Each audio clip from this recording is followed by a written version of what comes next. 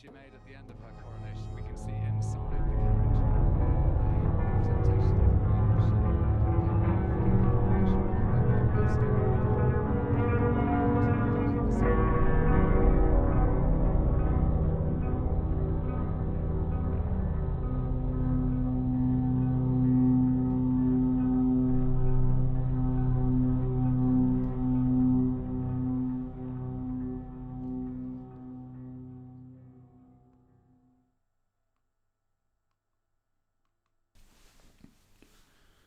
It is said that the Queen is a neutral, non-intervening head of state, but the royal family's presence in places of power is always a symbolic intervention.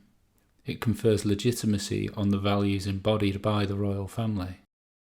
Militarism, empire, racial supremacy, aristocratic birthright, patriarchal unaccountability, obscene inequality of wealth.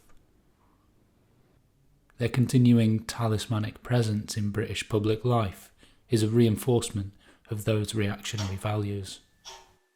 But hidden from view is a blood disorder carried by the royal family, one that exposure to Republican activity agitates, as an environmental agent causing genetic mutations. That's republicanism as the cause.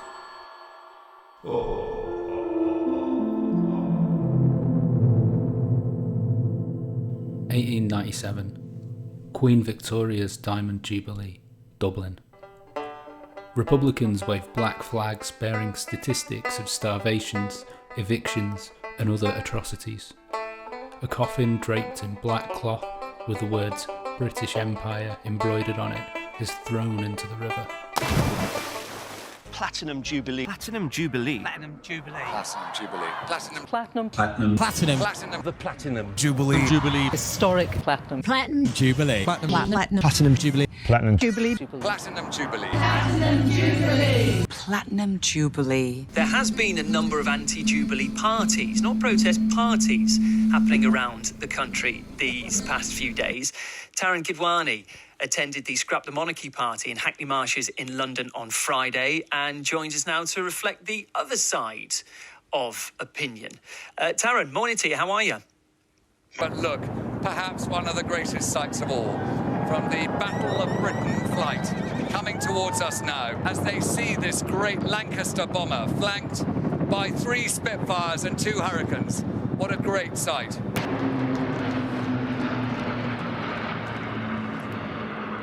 The symbology of these decisions often invoked the monarchy and was often done in the name of monarchy. From those memories of her childhood when London faced the Blitz and danger was everywhere. I think it's what I call accident of birth. Of course, there's no obvious moral logic in selection by genetic lottery. No guarantee the Queen's successors will have her personal qualities. But the mythology is actually, I think, something terribly important. It's the mythology of who we are.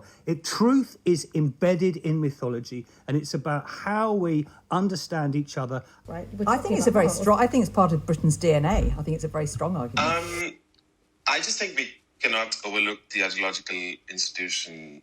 I mean, the importance of the institution. It naturalizes hierarchy. It inculcates difference to a certain kind of I would class. just reiterate that I think the monarchy is part of our DNA. It's odd because headdress and India, the bridesmaids, and you just wanted to just this be sort part of of grand it. celebration It really of the brought the monarchy whole seems nation together, and it was sort a of great like a collective excuse to have a party. misremembering of the past. This makes me proud to be British.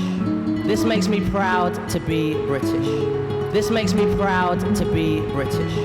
This makes me proud to be British. The Republican mutation causes cells in the royal blood to degenerate. But whenever the life of a tree is dedicated to a royal, a counteracting effect takes hold that restores the blood to its functioning order. The process itself, however, is highly volatile and can at high intensities have unpredictable results. But for the time being, a popular association with trees remains necessary for the survival of the British royal family. Time for renewal and fresh thinking, providing an opportunity to look to the future and our future generations. Next month, I will be attending COP26 events in Glasgow. The eyes of the world will be on the United Kingdom, and Scotland in particular, as leaders come together to address the challenges of climate change. There is a key role for the Scottish Parliament, as with all parliaments, to help create a better, healthier future for us all, and to engage with the people they represent, especially our young people. With a packed programme of public engagements, the young Queen was a rare example of a working mother. Make no mistake, this was a day of joyful celebration of... Mummy. The Queen still very much in control. She was a 17-year-old girl meeting a senior member of the royal family. She provided a photo. That is what I would describe as me in that picture, but we can't be certain as to whether or not that's my hand. Has the episode been damaging to the royal family, to Her Majesty the Queen? I don't believe it's been damaging to the Queen at all. I'm carrying on with what I do. I have a number of things that I have been doing since 2011.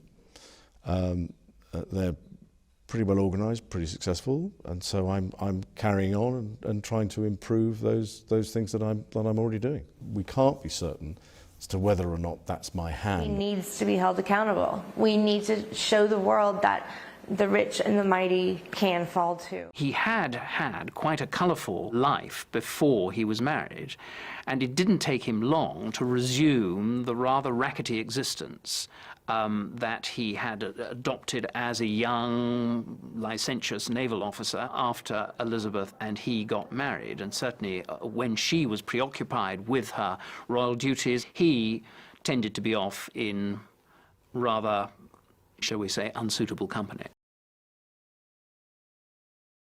Very much old school English public school types. I think Princess Margaret called them the men with moustaches. Men who'd fought in the First World War, who'd all been to the same schools, who looked down on Prince Philip as a foreigner. We are, whether some people like it or not, a thoroughly multi-ethnic, multi-religious country. The Queen is terribly aware of that and would be horrified were her jubilees and so on not showpieces which accurately represent that. So we have in tandem the conversation of he won't be given security, he's not going to be given a title, and also concerns and conversations about how dark his skin might be when he's born. There's a conversation with you? With Harry. About how dark your baby is going to be? Potentially, and what that would mean or look like. Ooh. And you're not going to tell me who had the conversation? I think that would be very damaging to them. Okay. Which was really hard to understand, right? Especially when, look, the Commonwealth is a huge part of the monarchy, and... But the purpose of monarchy was also to excite feelings of Britishness among different subjects of the Commonwealth. And, despite the changes, that still remains and that legacy still remains. Welcome to the world's newest republic.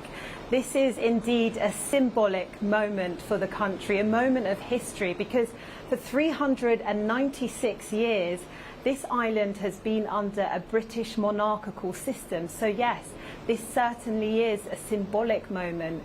And the Prime Minister of the country says that now Barbados can leave its colonial past behind. Very symbolic, I think it is particularly symbolic. It's the symbolism, the institution, and celebrating that, despite its really bloody and violent history, that I find quite grotesque. Yeah. There is the argument as well that the monarchy were responsible for colonialism up to a certain point. The push and pull of republicanism versus monarchism, this detrimental flux, corroding away at the inside of the royals, creating hybrid strains of monarchy, recalibrating to symbolic shifts. how fortunate to have such a modern couple with tradition. Transfusion after transfusion. A monarchy of tradition, stability, continuity and probity. Impossibility. And the innovative work of the royals' haematologists can be admired only against the truth that their treatment of the mutation has so far been monstrous, whereas ours can only be recommended. The prognosis for the royals is poor. There appears to be something troubled about the blood. We recommend the cessation of treatment and fostering conditions that will allow the working class to determine the next mutation. The next Jubilee shall be most remarkable.